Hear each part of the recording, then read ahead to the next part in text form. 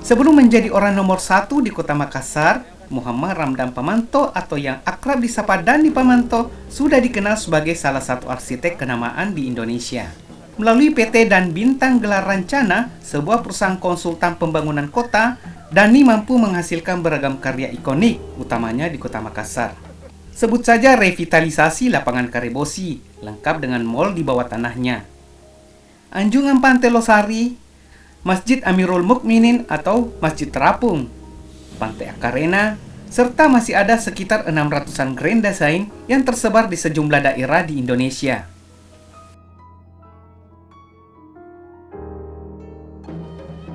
Dosen sekaligus arsitek lulusan Universitas Hasanuddin ini juga sempat didaulat menjadi penasihat tata kota utama pada pemerintahan wali kota periode sebelumnya, Ilham Arif Sirajuddin. Sementara itu, selama 5 tahun menjabat sebagai wali kota Makassar, Dani Pamanto menjadikan Makassar kota dunia yang nyaman.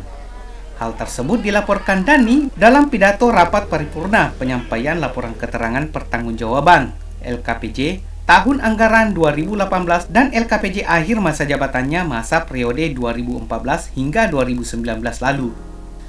Pencapaian Makassar menjadi kota nyaman seiring pembangunan dan penyelenggaraan pemerintah daerah di kota Makassar di bawah kepemimpinan Dani Pamanto bersama wakilnya kala itu Syamsur Rizal. Hal tersebut sesuai dengan visi dan misi kepemimpinan Dani Pamanto, yakni merekonstruksi nasib rakyat menjadi masyarakat sejahtera standar dunia, merestorasi tata ruang kota menjadi nyaman berkelas dunia, dan mereformasi tata pemerintahan menjadi pelayanan publik kelas dunia bebas korupsi. Sementara dalam urusan lingkungan hidup, pencapaian Dani bisa dilihat dari adanya penambahan luasan terbuka hijau dan peningkatan lingkungan bersih dalam gerakan Makassar Tidak Rantasa atau MRT. Hasilnya, Makassar berhasil secara berturut-turut memperoleh penghargaan Adipura kategori kota metropolitan oleh Kementerian Lingkungan Hidup dan Kehutanan Republik Indonesia pada tahun 2015 dan pada tahun 2016. Sementara pada tahun berikutnya, Makassar mendapat Adipura Kirana tahun 2017. Tidak hanya itu, kerja keras masyarakat dan pemerintah kota Makassar juga berbuah penghargaan Adipura ASEAN kategori Clean Land pada tahun 2017 yang lalu. Pencapaian dan pembangunan Makassar di bawah kepemimpinan Dani Pamanto juga terjadi di bidang keamanan dan ketentraman masyarakat, perikanan, ketahanan pangan, pariwisata, pendidikan, ilmu pengetahuan, dan teknologi, ekonomi, dan peningkatan pengelolaan keuangan daerah. Dengan pencapaian program kerja selama 5 tahun, Dani pun sukses mendapat 178 penghargaan, baik tingkat nasional, provinsi, dan dari lembaga lainnya. Penghargaan tersebut merupakan bentuk pengakuan dan apresiasi pihak luar atas penyelenggaraan pemerintahan dan pembangunan serta pencapaian kesejahteraan masyarakat selama hampir 5 tahun ini. Menjadi seorang arsitek, tentu Dani punya cerita tersendiri. Di antaranya, dari ratusan hasil karya yang telah ia buat, tidak serta-merta diterima oleh masyarakat. Bahkan tidak sedikit karya-karya Dani dikecam oleh masyarakat. Namun hal tersebut ia jadikan sebagai tantangan untuk menyempurnakan hasil karya yang telah ia buat hingga akhirnya bisa diterima oleh masyarakat itu sendiri.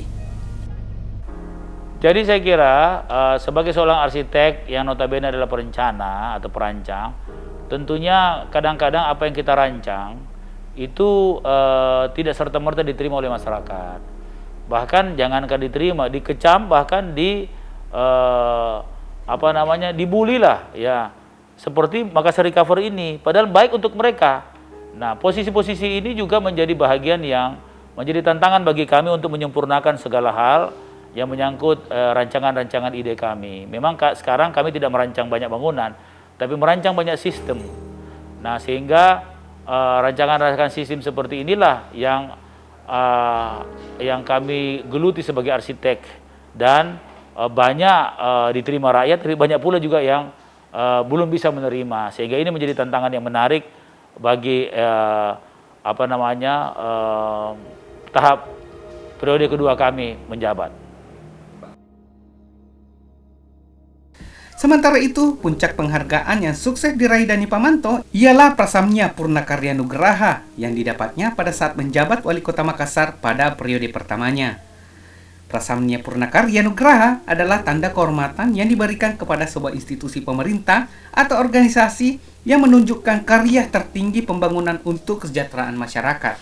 Penghargaan tersebut merupakan sesuatu yang tidak biasa, karena pada umumnya, kepala-kepala daerah meraih penghargaan Prasamnya Purnakarya Nugraha di periode kedua masa jabatannya. Puncak penghargaan dari semua penghargaan yang ada di pemerintah daerah namanya Prasamnya Purnakarya Nugraha. Alhamdulillah, pemerintah kota waktu periode saya pertama, itu kita adalah salah satu sedikit kota yang memperoleh prasamnya pada satu periode. Biasanya orang memperoleh dalam 2 periode. Contoh Ibu Risma. Ibu Risma itu nanti pada periode kedua. Pak Sahrul sebagai gubernur pada periode kedua. Pak Dekarwo sebagai gubernur Jatim pada periode kedua. Abdullah Aswar Anas pada periode kedua. Dan alhamdulillah kami mendapatkan prasamnya pada periode pertama.